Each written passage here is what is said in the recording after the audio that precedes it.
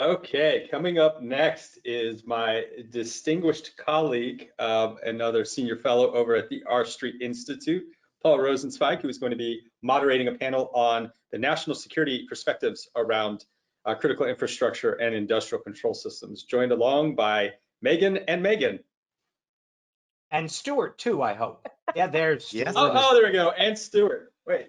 Yes. Oh, look at that, Stuart. Sorry, you were hidden over in the corner. Okay, Paul, Megan, and Stuart, the panel and the floor is yours. So Stuart, I've never seen this photo of you. It's very buff. I like it. Oh, yes, I'm sorry.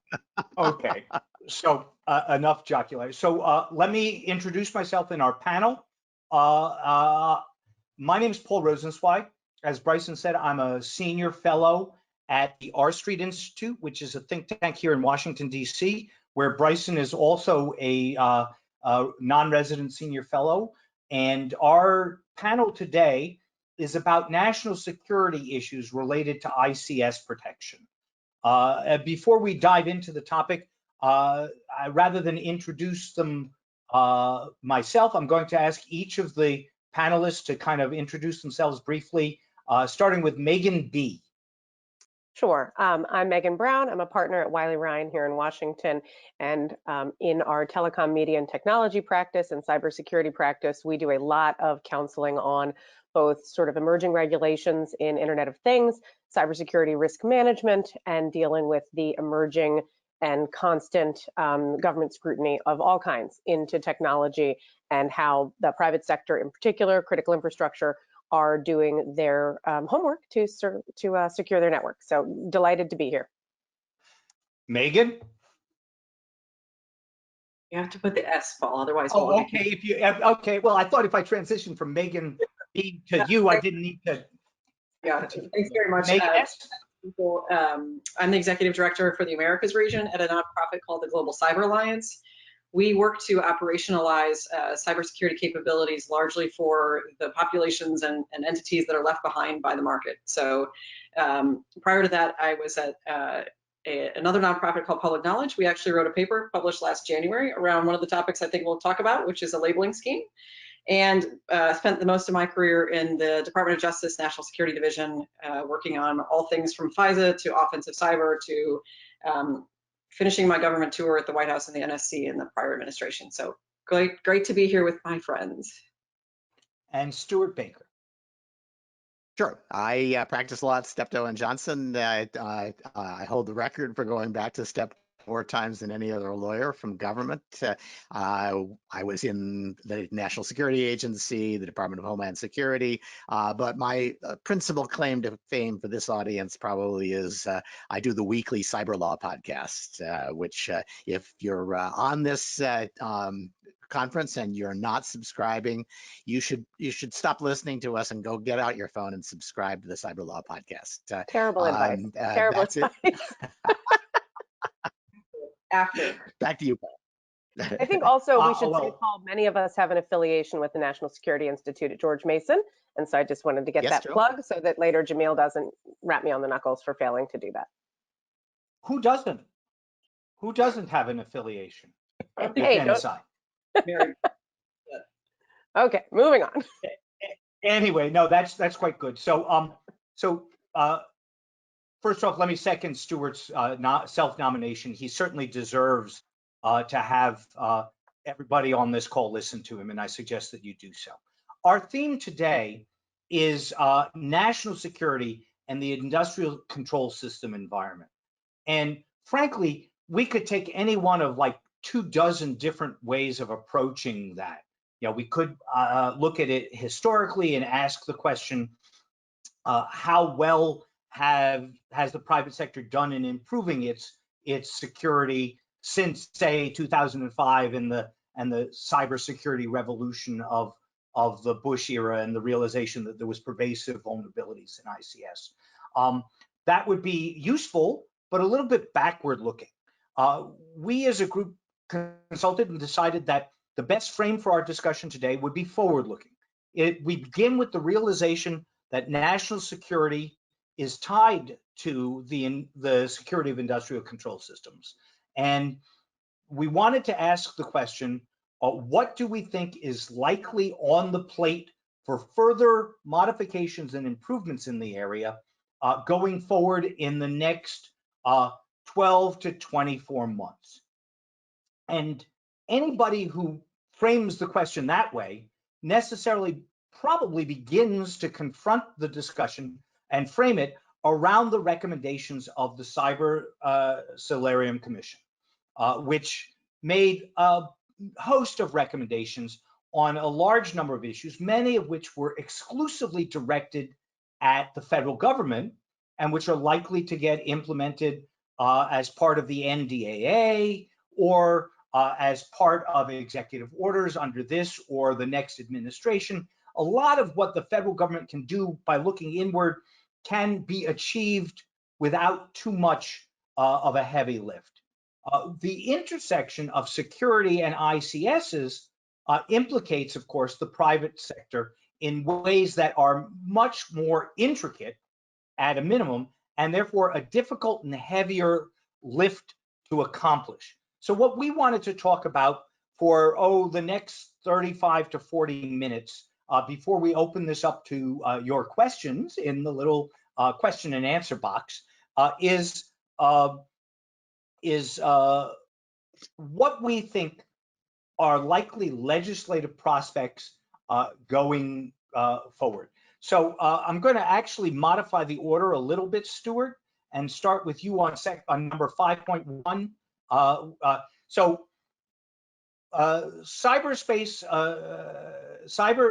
The Solarium Commission's recommendation 5.1 said that it recommended codifying the concept of systematically important critical infrastructure and relatedly in 5.2.2 to pass a national cyber incident reporting law.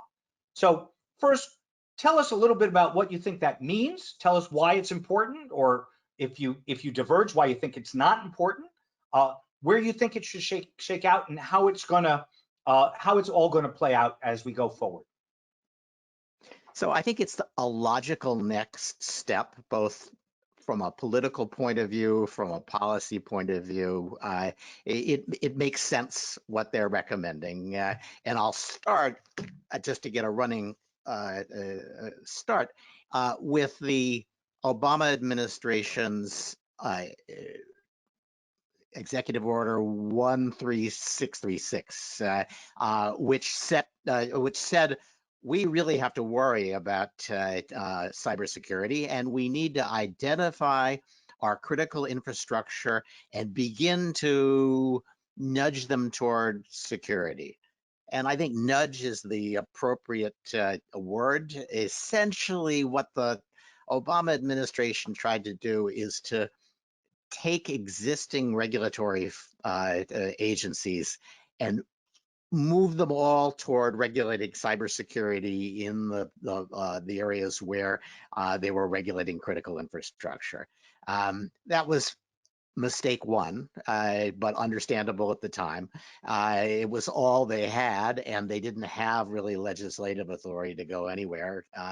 And mistake two was they said, oh, and when we identify critical infrastructure, we're not going to count consumer IT, which that's a famous exemption.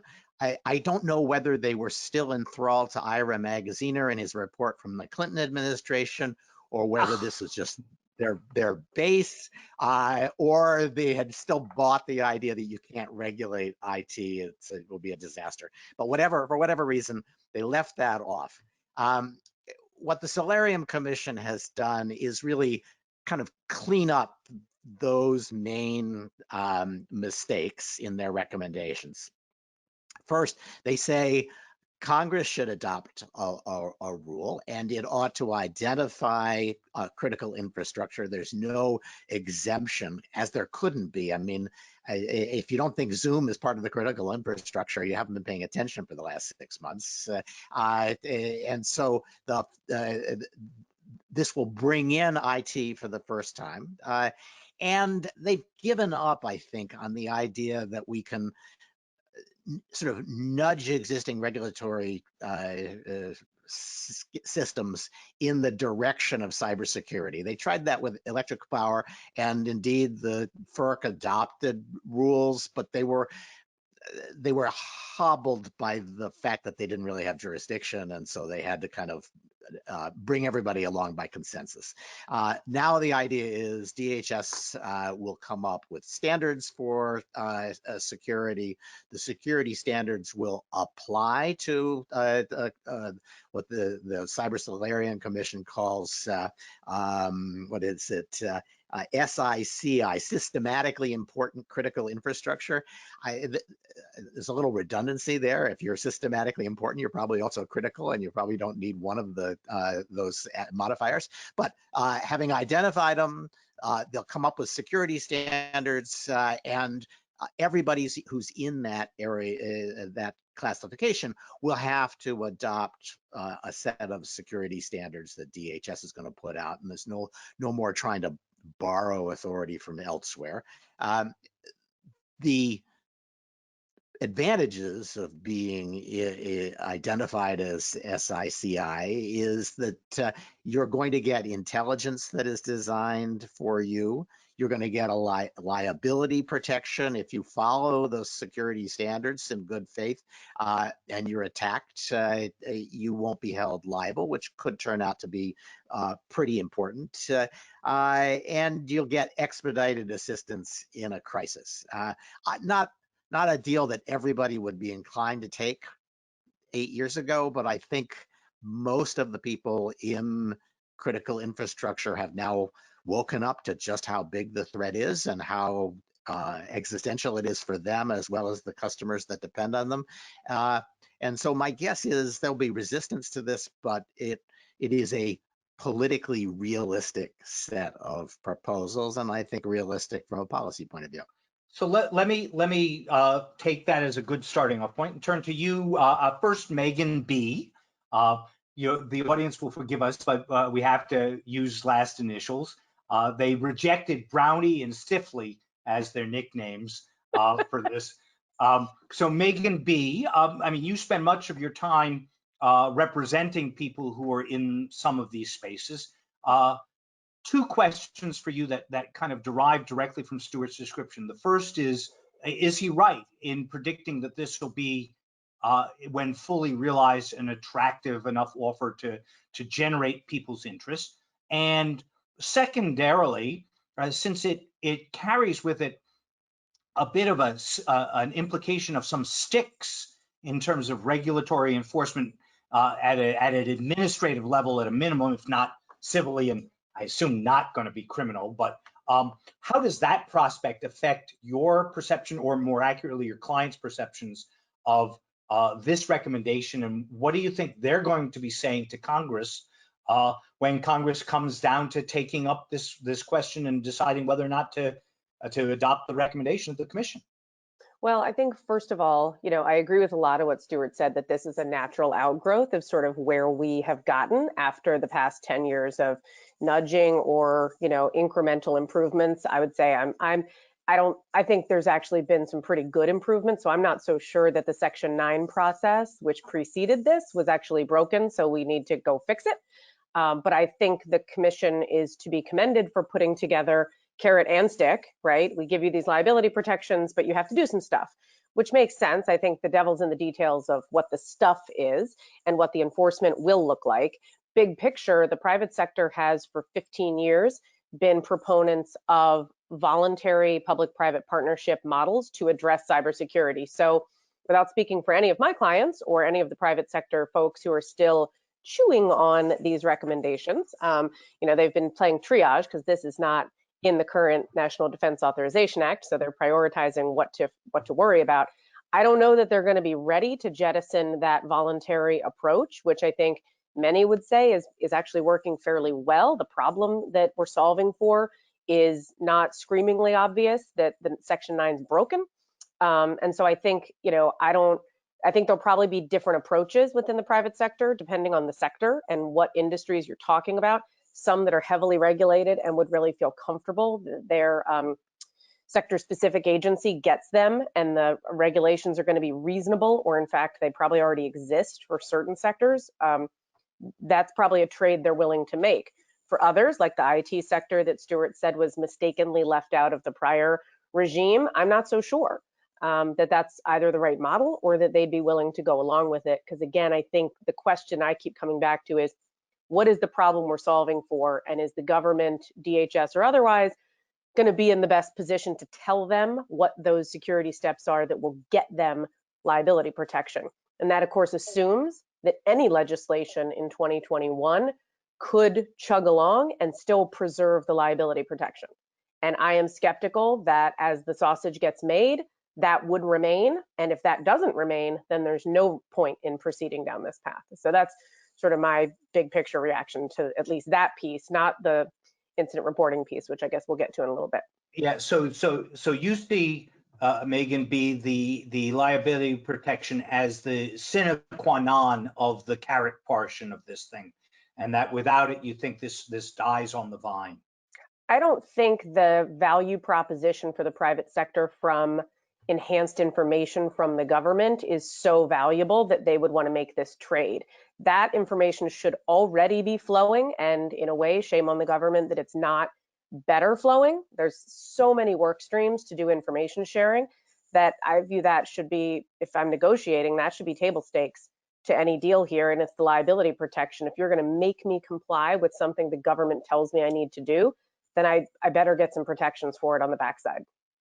Well, that's fascinating, because that suggests that in some ways disenfranchising the tort lawyers and giving companies liability protection is a national security imperative. You're preaching to the choir here. Yes. Well, I know I am, but I'm sure that there are tort lawyers who are just going to blow up the chat in just a second. Megan S., you were nodding along with Megan B., but is she, from your perspective in the NGO community, is this enough? Is this going to be good? Is this a bad idea? Or where should we go with this project? Is it is voluntary enough? Thanks, Paul. I'll begin by saying these are observations from someone who's been in the NGO space, not necessarily the views of the Global Cyber Alliance or any other of my affiliations. Okay, nobody here is talking for anybody other than themselves, and all of us are talking for Jamil at NSI. Yes. 100% for Jamil. So I think, just to back up a little bit, a couple of comments, some of us, all of us, I think, actually remember, but some of our audience may not recall that initially out of the gate, the Obama administration took a whole different approach, which was a rather, some might say, assertive or aggressive regulatory approach, and that was essentially a dead letter. And so we ended up with what was called light touch regulation. And as Stuart mentioned, the consumer IT space being left out, I guess I wonder, maybe we can come back to this. If everything is critical, then nothing is critical. So how do we prioritize then if we follow this approach that the Commission has recommended? And I kind of wish that Zoom weren't critical infrastructure if we did want to go that way at this point. But I do think it's a central question to ask: kind of where are we now, and are we creating a framework that's actually flexible to adjust as we evolve new technologies and new capabilities? Should we pursue this legislative approach? I tend to agree with Megan. That's why I was nodding along with her, that I think while many of us would like to see the voluntary approach move much more quickly, the reality is that the regulatory tools, I think everybody on this call, at least Stuart, I think, would agree, they're not often, new regulatory tools are probably not going to be the solution we want in the long run, for a number of reasons, but in particular, they are limited in their ability to actually affect change. We can do everything we want here, but if we're buying goods from overseas, we're relying on interconnection points and the like from around the world. How far are we actually going to how secure are we going to become through this approach, unless we can develop a more strategic global policy initiative to try and bring other critical regions and partners and allies into a similar framework. And I think we all know that we've actually pursued this voluntary approach where our friends in Europe have not. And it's an open question. Can we actually say who's more secure based on whose approach? I don't think we're there yet, really. But is some combination of a regulatory and voluntary process, will that kind of actually be a good mix? I don't know. So more questions than answers, but I think rushing to the regulatory, as I think many of us have said over the years, rushing to the regulatory model without carefully considering its implications may not net us a gain, and in fact may net us a loss, among other reasons, because if everything is central, then nothing is central, and we're flailing about rather than focusing on what's really a priority. So Stuart, let me bring this back to you. If I could, I think fairly characterize your initial summary, it leaned in positively to the idea here of a more mandated regulatory impulse, something that Megan and Megan have suggested some caution about. And let me piece out from what they said three sort of possible objections and give you the last word on this topic before we go away. The first is that it may not be necessary, that we're doing okay, reasonably okay as we go so far. The second that Megan S. just articulated quite well is, the tyranny of overly large ambitions. If everything is critical, nothing is critical. If Zoom is critical infrastructure and transportation and chemical industry, then essentially you're going to turn DHS into the regulator of everything, which, I mean, I was at DHS with you and I love DHS, but I'm not so sure I want them to regulate everything. And then the third objection, which is a more traditional one that has always been neither Megan nor Megan articulate, but has always been part of my hesitancy in this regard, is the lack of nimbleness in the federal hierarchical processes. The fact that even if we give everybody the best of motivation and we assume that they're going to get it right, the NIST framework is 3 years out of date, and some of you may know Josh Corman, the technologist. He once gave me an aphorism, that the attackers are a year ahead of the defenders are 2 years ahead of the legislators, and the legislators are 3 years ahead of the regulators, which is not exactly accurate, but does capture the problem pretty well. So I'll give you the last word on defending the regulatory impulse, and you can pick all three of those or only two of those or one of those before we transition topics here. So this is a standards process and so if it's not necessary and voluntary standards are working well, then it's going to turn out to be a voluntary standards process in which DHS, which doesn't have a regulatory bone in its body, really. It's always been in some cases frustratingly inclined to say, well, do we really have to regulate here? Can't we just get everybody in a room and push them to do the right thing? We'll end up doing that. I agree, you cannot set your ambitions too widely. I don't think Section 9 has turned out to be defined too widely, and adding IT, I'm not sure you would actually add Zoom, but you certainly would add Windows. That I think getting a few of the consumer IT companies involved in this doesn't turn it into something that's unwieldy. I completely agree. It takes forever to regulate. But if you don't have the regulatory stick, then you don't get the same kind of cooperation on voluntary efforts. So just having the stick may be the key.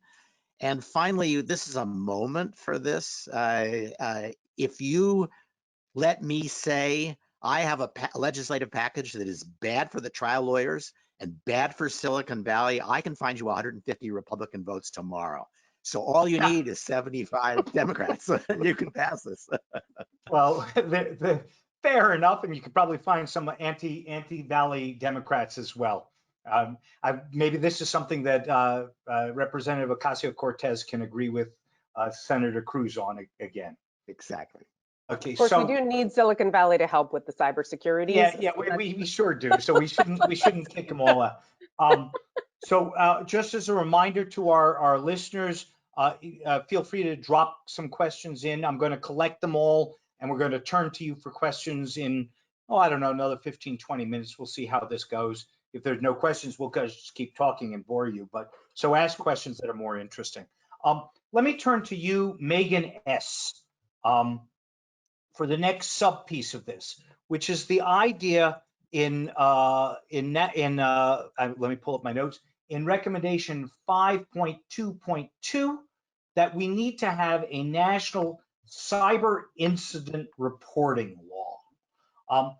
Tell us about that. Is it a good thing? Is it a bad thing? Do we get enough reporting now? What should be our perspective on how, if at all, a national cyber incident reporting law will actually make the ICS more secure and incidentally make America more secure, maybe, or not?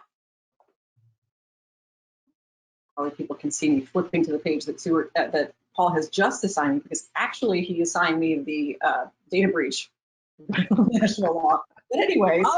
Well, let's talk about data breach then. Sorry. That's fine.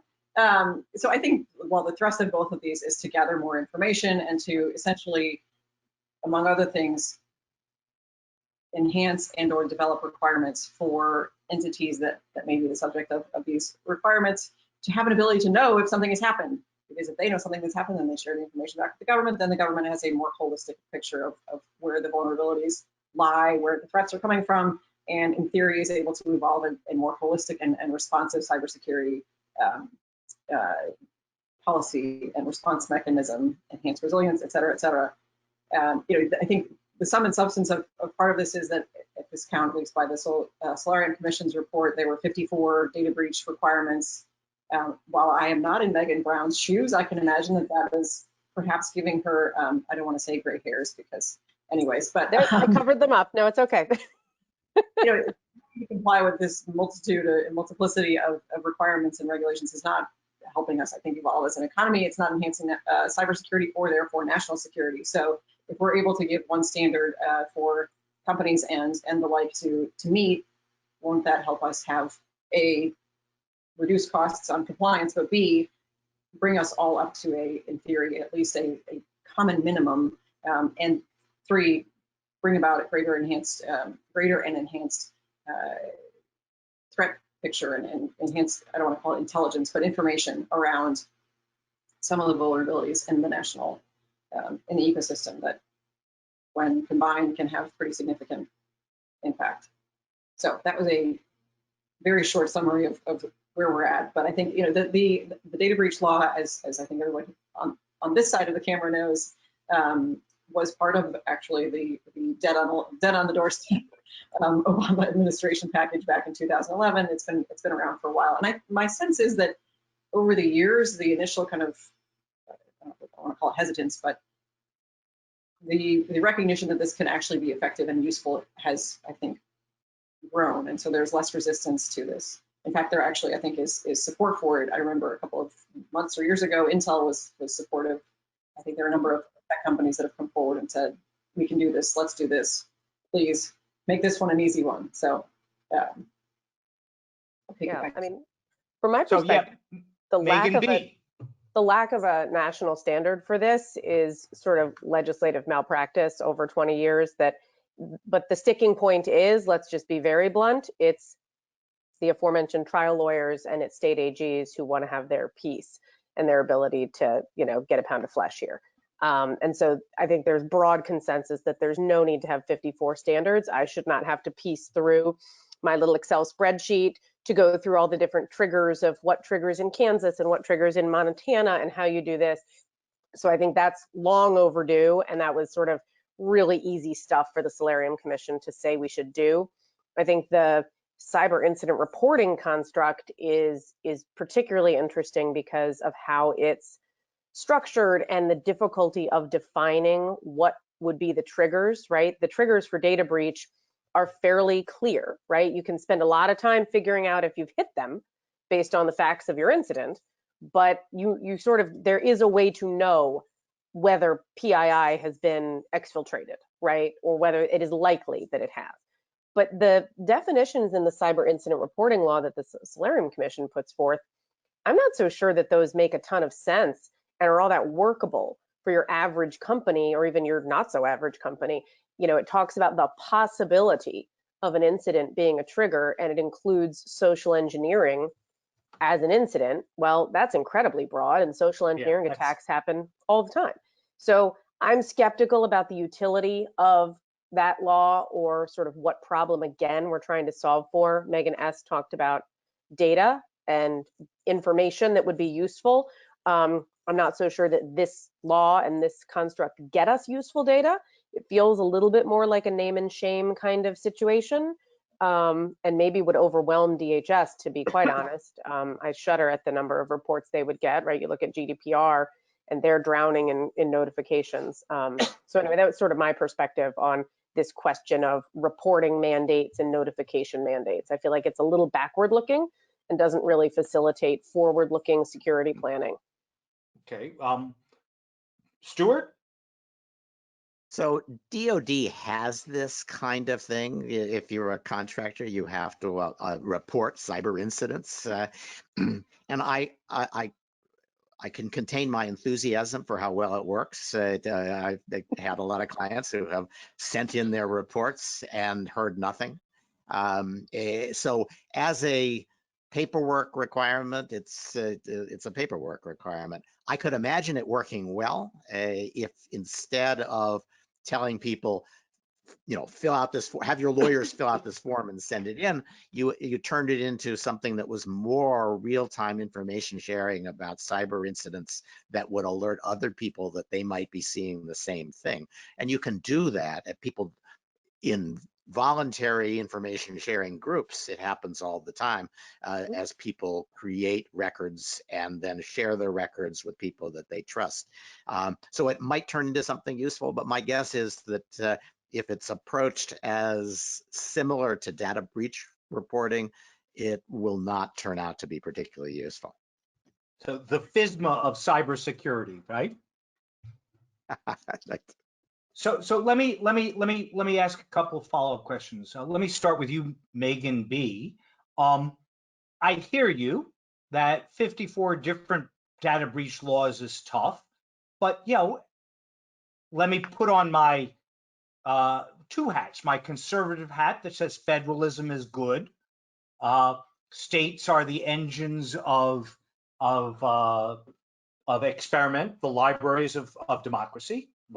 Louis Brandeis, and more importantly, the same companies that you're whining about not being able to modify themselves with respect to 54 different data breach laws deal every day with 54 state tax laws, plus another 340 local taxing authorities in counties and water districts. Yeah, okay, it's a burden, right? But doesn't that prove too much? Doesn't that prove that every burden ought to be federalized? And yeah, we ought to just get rid of states altogether. No, I don't think that resisting 54 state data breach laws means we have to disband the republic and the states that constitute it. But I like the straw man. No, I think the difference here that I feel is you're talking about data and you're talking about operations that inherently cross state lines. And I get money's fungible too, but state taxes, while I'm sure there's a better way to slice that, you know, doesn't seem to me as fraught with the litigation risk. It doesn't seem as perhaps disruptive to the actual business operations, such as where do you put a data center and where do you store your data and how can you track down when there's been a data breach. You know, I was recently working on one. The data was incomplete and it's very difficult to locate certain of the people who may have been impacted by this. So it is, I guess, to me, I'd turn the question back around, which is who should win and lose in this kind of regime? Because it feels to me, and I'm speaking against interest here, but this feels like it's a very lawyer-friendly approach. It's adding layers of compliance that I don't see as being helpful to the goal if your goal is better privacy and security practices by companies. I'm not seeing that these 54 state charts are helping them make better decisions about privacy and security. It's an after the fact compliance pain that is, you know, a lot of risk, a lot of lawyers, a lot of compliance stuff, and then maybe some state AG investigations, and maybe at the margins you identify some practices that could or should have been a little bit better or different. But that's not the game I think that we're playing at this point after 30 years of data breach stuff. And certainly American consumers, I don't think, are benefiting from the notices and the fatigue that sets in. So I would say it's a question of who should come out on top in this. And it seems to me right now consumers aren't the ones winning. It's compliance professionals, lawyers, et cetera. But no, I don't want to disband the Republic. And I still believe in a federal system. Well, that's fair, and I was probably a little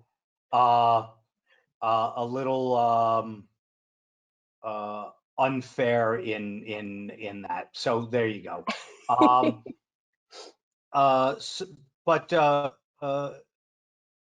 Megan S., you wanna have a last word on this before I change topics again or not? I think so. Nope. Okay. Then I'm gonna surprise my panel again, and I'm going to give you a choice. We got the Bureau of Cyber Statistics or IoT liability. Which do you want to do next? Because we've got only about time for one of them before I want to turn to questions. So what's your preference? Anybody got an ask?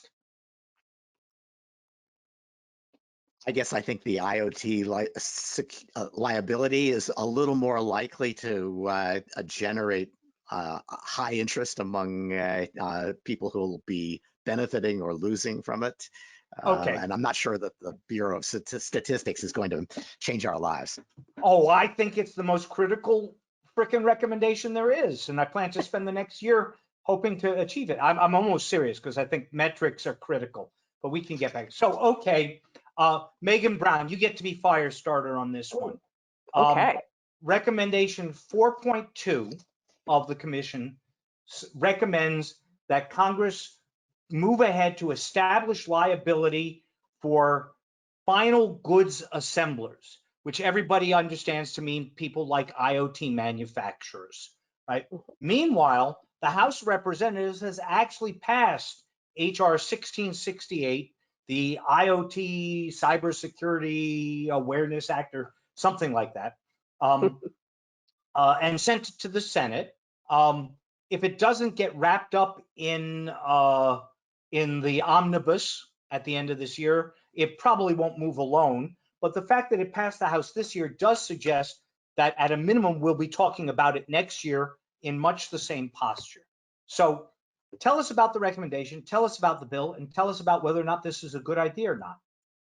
All right, well, that's a lot to cover. I'll do my best. So 4.2 responds to this perception that the market doesn't have the right incentives for IoT manufacturers to make stuff that's not crappy.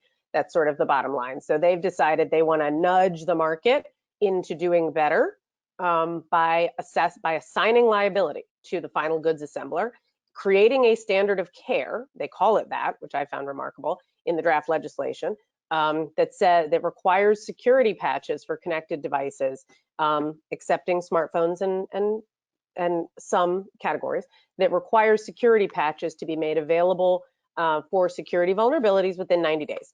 And there's a bunch of details sort of layered in there, but at its core, it's about finding the point in the distribution chain who should hold bag when something goes wrong.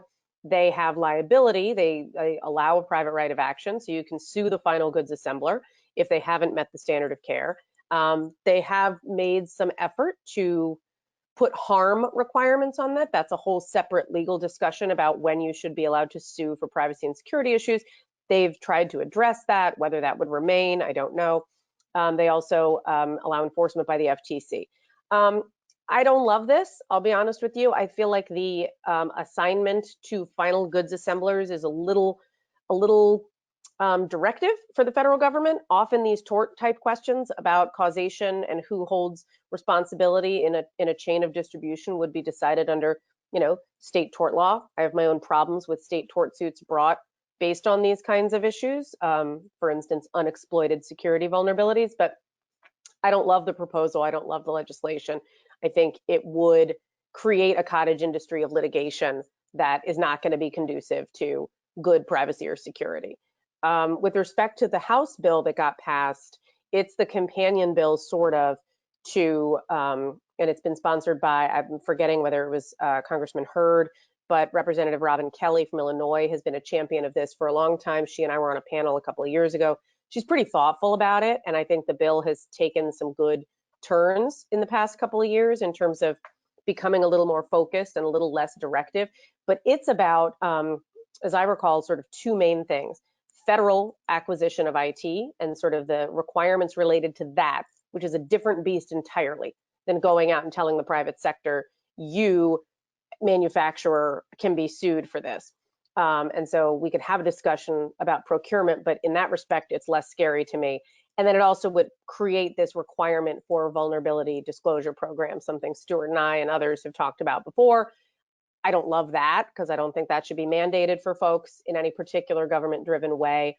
But it's less troublesome to me than 4.2 in the Solarium Commission. So I think I've covered that off. I'm sure Stuart and Megan have things I've missed or I've misstated, but that's sort of my whirlwind view of those proposals and where they stand. So Stuart, since I know you well, I know you're not a fan of tort lawyers or liability as a driving mechanism. But what do you say to that? And what do you say, more importantly, to the reality that IoT manufacturers without liability have essentially zero incentive, right, to advance the security of their network? I mean, the Mirai botnet, was a tragedy. We had to replace a series of home cameras because they came with hardwired password of 1 2 3 4 5 6, and once I realized that, I was just like, I'm not going to accept that. Not because I cared of them, seeing outside my front door any more than it was for me, but because I had no idea what it could do to the rest of my network to which it was connected. So, if not that, what? How do we incentivize IoT people or other final assemblers to take seriously what is, I'll be less jocular, what is realistically a bit of a market failure because they just don't have the economic incentive to internalize the externalized costs? Yeah, I am not deeply enthusiastic about using tort law to regulate IT, because the courts and the 65-year-old jurists who are analyzing what is reasonable behavior for an IT manufacturer are at least 10 years behind the legislators that we were talking about earlier. So it's not a great way to do it. At the same time, if your IoT device is not upgradable, it's not patchable, it's just worthless. There's no IoT operating system that isn't going to need to be patched, and so the failure to make it patchable ought to be a sine qua non of selling the product. So the idea that it has to be patchable, at least it seems to me, ought to be a requirement. I actually think when you look at what they're proposing here, more or less, the Cyberspace Solarium Commission is getting a little jump on where products liability law is going to end up anyway. Products liability law is already deciding that Amazon is liable for practically everything they sell, even if it's a third-party seller, because they put it into the stream of commerce. And that's the standard, actually, at one point that the commission articulates. And then the question is it a defective product? It's one thing to say, my computer had to be rebooted. You're not going to sue over that. But with IoT devices that affect the real world, people are going to sue over that. And the question is going to be, is this a defective product? And I think the answer is going to be, yes, it is. And whoever was the last person that touched that device is probably the right person to be held liable in the view of the courts. And so we're probably going to get here with or without legislation. So I think I agree with you that lack of patchability is almost per se negligence, right? To talk in lawyer terms. Let me turn to you, Megan S., and ask you, A, whether you agree, but B, more importantly, from your perspective, how significant is this in terms of national security? Are are we, using a bazooka to kill a gnat, or is IoT insecurity really, as some people say, the be all and the end all of national security vulnerabilities? I guess you're asserting, or your question is whether holding the IoT device manufacturer live is the question. Well, actually, I'll turn it differently. Is IoT actually an important sector to consider in terms of national security? I mean, it is just doorbells and baby cams. My personal view is that it is, would I put it at the ultimate top? I'm a little bit out of touch with all of the latest threats, but I think it's one that we really need to prioritize for a couple of reasons. One, obviously, you mentioned Mirai. So when you get lots of these, as I think Megan said, crappy devices together, they can have an outsized impact. So that's, when targeted more directly and intentionally at particular pieces of critical infrastructure, that can have significant consequences. So, but one camera is not going to do that. So how do we disaggregate those questions? The second piece, I think, is we don't often think about, and here I'm going to probably irk most of my other panelists, the privacy implications for somebody's IoT toaster. But again, when you begin to aggregate IoT toasters with other behaviors of an individual in a home, which you can identify perhaps by virtue of a number of pieces of metadata that flow with these devices, depending on how someone has architected their home network, maybe not, but the types of data that are collected and where that data ultimately ends up and resides and where it passes can also create a national security vulnerability when we begin to see it in places that we didn't necessarily expect. And taken together, as we know, the mosaic theory of, oh, well, I have information from this data breach and that data breach, and now I've paired it with some other information. Is this kind of a parade of horribles that's not likely to happen? Maybe, but it's probably one that I think we need to think a little bit further. And I guess I don't know that the final goods assembler is the best place, but I think we should also not lose sight of the fact that there are processes and procedures and other things that are already working their way through, like the software bill of materials, that can help achieve this objective, should that be the process we take, the approach that we take. So I favor, as a first step, I think the procurement piece. I know it's not Megan's favorite, but if we're going to take a toe in the water approach, probably that is I don't know that it will come sooner, but it may be, in some ways well, it may have a larger and more immediate impact than where we end up with the other approach, the Solarium Commission's recommendation. It certainly is the case that when the federal government leads with procurement, it may drive the private sector anyway. I tend to think that that's what the government tried to achieve, the Congress tried to achieve with the NDAA last year, and putting in metrics requirements in DoD procurement. Megan Brown, I'll let you have the last word on this topic. Thank you. Since you started it, and I saw you vigorously taking notes. I was vigorously taking notes. There are just two things that I want to point out. One is the Mirai botnet is often used as an example of why we need to do IoT security.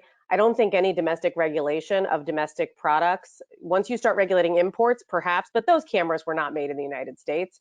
And so we have to be a little humble about what we can actually do. Second, I think sometimes you asked the question whether IoT security is the be all and end all. And I think we have kind of fetishized the device, because there's a whole lot that goes on the network side that is both in terms of mobile device management and what the carriers and ISPs are able to monitor, detect, and thwart. So we can't isolate the device and its capabilities from the broader network in which it operates. And I think it could result in bad policy if we think we're just going to regulate our way to security by focusing on the piece of hardware as opposed to all the stuff that goes around it. And then my last little piece is there are plenty of IoT devices that don't need to be patched. Your connected dog collar, that might not need to be patched, and industrial sensors that you slap and track on container ships, maybe those are just thrown away. So I just resist the premise that non-patchability is negligence per se. I just had to get that out. Sorry, Paul. Well, that's fair If enough. if they're connected to the Wi-Fi network and they can lead somebody to something more valuable, you can't have them around. It's Then you could patch with a ball peen hammer. yes. Well, but then you just recognize as a society, we will have certain IoT, you're saying that then there will just be certain IoT devices and sensors that can't exist. The small size, they can't have the memory to handle a patch. They don't necessarily, so, and that's fine, but we just need to go eyes open that there's going to be some things that we are saying shall never be connected because they don't have the ability to be patched, given their form factor and size. This whole thing is going to raise the cost of those small devices pretty significantly. I think that's for sure. I have this image, Stuart, of using the ball peen hammer to destroy the dog collar and forgetting to take out the dog first. I'm sorry, Megan. As I'm a cat person, so what can I say? We're going to do some questions. We've got about 8 minutes left before we want to end, and we've got some good questions here. I'm going to start with the first one, and I'm going to throw it to you, Stuart, but then everybody gets to play. And it's really an interesting question from Matt Eggers of the U.S. Chamber. He asked, what are our thoughts on the Solarium Commission's recommendation that some ICS needs to go retro and either be segmented from the network altogether or even go analog? In one sense, that makes a great deal of sense to me when I read it. You really want the nuclear launch codes to be off the network and not hackable. But in some sense, that really made me feel very sad because it's almost like admitting that we'd failed, that we can't secure the network enough to make it possible for everything we want to be on the network to be there. Stuart, your thoughts? And then Megan and Megan.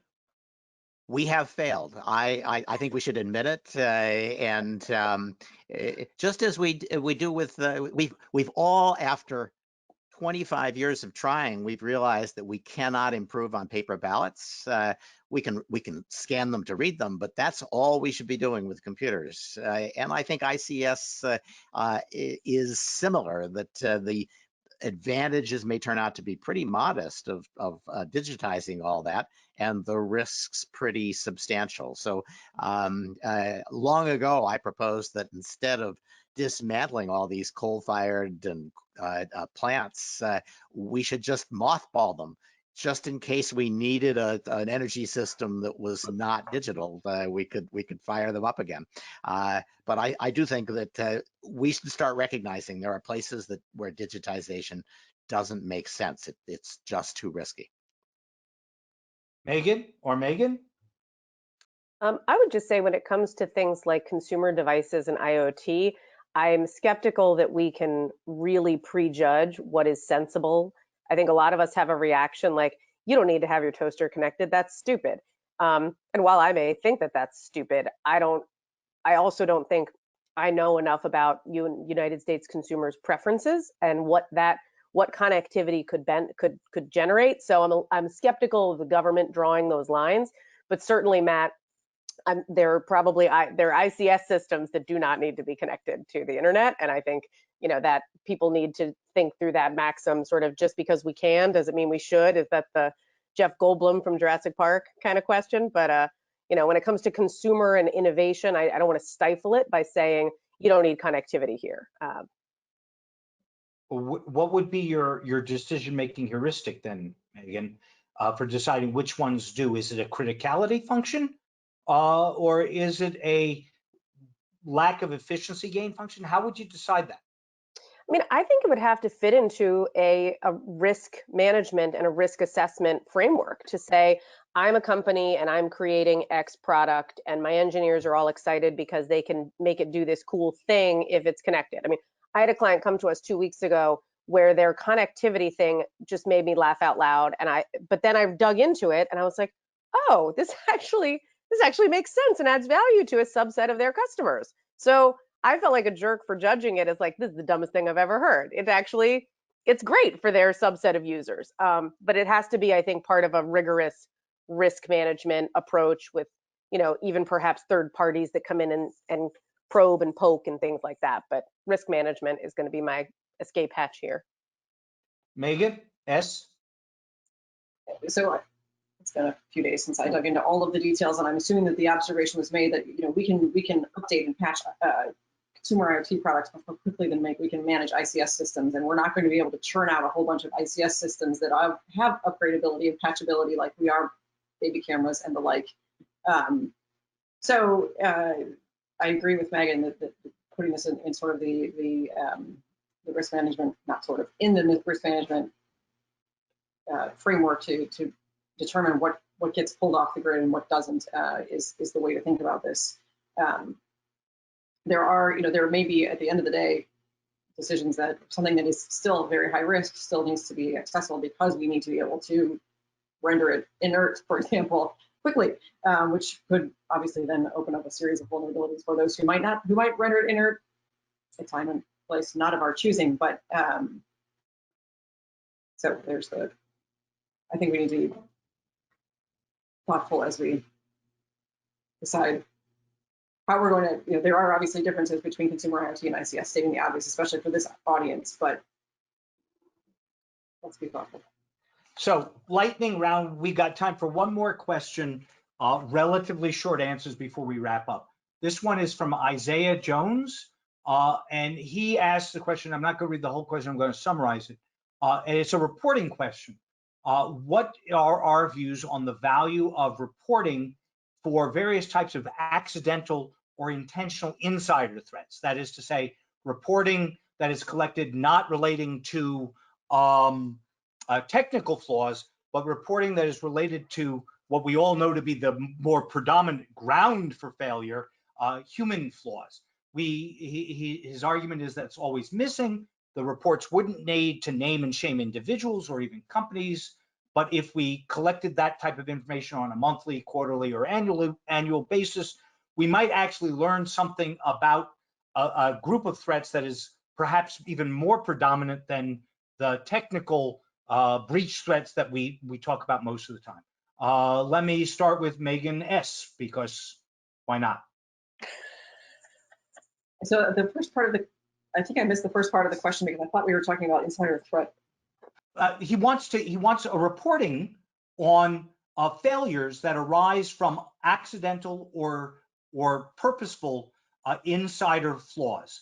That is malicious insider threats, so that we learn about insider threat vulnerabilities, or we learn about systematically about changes in phishing. I would guess methodologies that ought to be of value and propagated information-wise. His thesis is it's more important to learn about new phishing methodologies or new insider threat methodologies than it is to learn about the latest flaw in buffer stack overflow sort of thing. Well, I guess it's been a while since I worked on banners as well, but I would hope that your banner and whatever it is, the mechanism by which you're collecting that data is pretty broadly written, because it may be the case that you can't share this information depending on the way that you've scoped your banner. So that's from the recesses of my brain. So I guess I would say it's not a bad idea. I think there were probably other ways maybe that types of information can be obtained. I'm sort of at a loss for okay. This one. It was an interesting question. It's one I hadn't thought of. Megan Brown, I'll let you hit on it, and then we got to end. I think insider threats and the programs to manage them are very diverse. So I don't know that it would lend itself to some sort of rigorous reporting. I tend to think that the best place for that kind of information sharing, because it has such a HR and internal process failure kind of feel to it, would be within ISACs and within your industry group. If you can get people comfortable, as some industries are, that they can share that with their peers, that's probably the most relevant, because it's the group to whom it's going to be useful, I would think. I don't envision that being a useful thing for the government to care about, other than, as we all know, DoD has insider threat requirements for contractors and things of that nature. Stuart, if you've got 5 words to say, Bryson will let you say them. So we've had insider threats since at least Judas's time. I don't think that we're going to learn as much about our vulnerabilities from collecting those as about collecting hack attacks. Okay, concise, a little more than 5 words is pretty good. So Bryson has joined us, which means we need to go. I want to thank my panel, Megan, and Stuart, for joining me. I want to thank Bryson and Hack the Capital, Hack the Planet for having us. And see you all on the flip side. Bye, all. Thank you all for joining us.